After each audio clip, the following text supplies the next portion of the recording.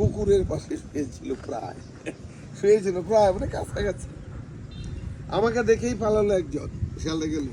একজন গন্ধ শুকিয়ে নিয়ে আমাকে চিনতে চেষ্টা করলো, সেগুলো কুকুর।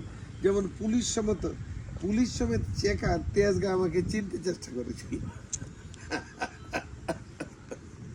কবিতা হলো বলিয়া কুকুর আসিয়া, আচ্ছা কি একদম দারুণ ব্যাপার। কিন্তু হাঁটতে হাঁটতে একটি গাছ দেখে থমকে দাঁড়ালাম। অশোক গাছ, 62-র ঝড়ে ভেঙে যাওয়া অশোক। একসময় কি ভীষণ ছায়া দিত গাছটা। অনায়াসে দুজন মানুষ মিশে থাকতে পারতো এর ছায়া। আমরা ভালোবাসার নামে একদিন সারা রাত গাছের ছায়া লুকিয়েছিল। আবার লেগছে তার ভালো সেই বাসন্তী।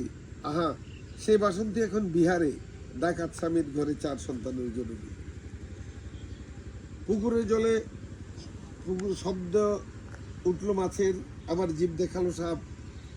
শান্ত স্থির বুকা গ্রামকে কাঁপিয়ে দিয়ে একটি এরোপ্লেন তখন উড়ে গেল পশ্চিমে। আমি বাড়ির পেছন থেকে শব্দ করে দরজায় টুকা দিলাম। টুকা দিয়ে ডাকলুম, মা। বহুদিন যে দরজা খুলেনি, বহুদিন যে দরজার কোনো কণ্ঠস্বর ছিল না। দরজা মরচে পড়া সেই দরজা মুহূর্তে ক্যাচ ক্যাচ শব্দ করে খুলে গেল।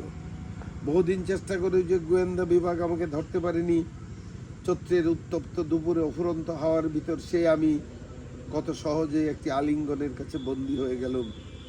সে আমি কত সহজে মায়ের চোখে চোখ রেখে একটি অবুঝ সন্তান হয়ে গেল। ওই যে কবিতা, এই যে ফিলসফি তার, এখানে তার ফিলসফি, এখানে কিছু বর্ণনা, এখানে আছে দর্শন। এই যে ক্যাচ ক্যাচ করে দরজা, গোয়েন্দা ধরতে নেই, ডাকলো মা।